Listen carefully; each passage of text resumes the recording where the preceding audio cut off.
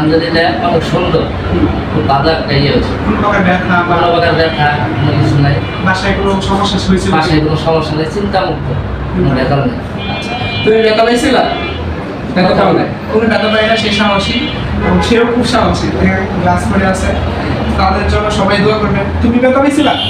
ব্যথা পাই নাই। আসসালামু আলাইকুম এভরিওয়ান। সবাই দেখতেছেন যে আজকে আমাদের আবু সুফিয়ান এবং মিনহা দুজনের সাথে কথা করিয়েছিলাম। আজকে তাদের ডিভাইস ডাউনলোড করেছি, তার সাথে তাদের বাবারা আসছে, ভাই আসছে। ঈদের আগে আমরা করেছি, আজকে তাদের ডিভাইসটা খুলে ফেলছি। তাদের কাছে জানবো যে আগে যে পদ্ধতিগুলো, আগে যে হাজতে করাইতো, এখন যে আমাদের পদ্ধতি, এগুলো পার্থক্যটা কি, আপনি কি মনে করতেছেন, ভালো না খারাপ?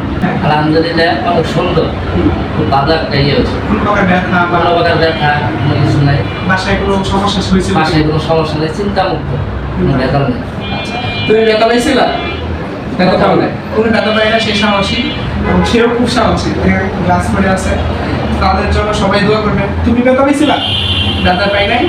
আমরা তাদের জন্য অবশ্যই দোয়া করবো। দুজনে মাদ্রাসা পড়ে, আল্লাহ তাআলা যেন বড় আলেম হিসেবে কবুল করেন। এবং পাশাপাশি যারা সুন্নাতে খতনা নিয়ে খুবই ভয়ে আছেন, দুশ্চিন্তায় আছেন, সাম্প্রতিক কিছু ঘটনা ঘটার পর থেকে বাবা মার অনেক ওয়ারিতে আছে, ভয়ে আছে, যারা সুন্নাতে খতনা করাতে একটু টেনশনে আছেন বাচ্চাদের, আশা করি আমাদের সেন্টারে আসেন, আপনারা পরামর্শ নেন এবং সুন্নাতে খতনা করান। ইনশাআল্লাহ এই সময় সব থেকে বেস্ট একটা খতনা বাচ্চাদের জন্য উপহার হবে ইনশাআল্লাহ। সবাইকে ধন্যবাদ। আসসালামু আলাইকুম।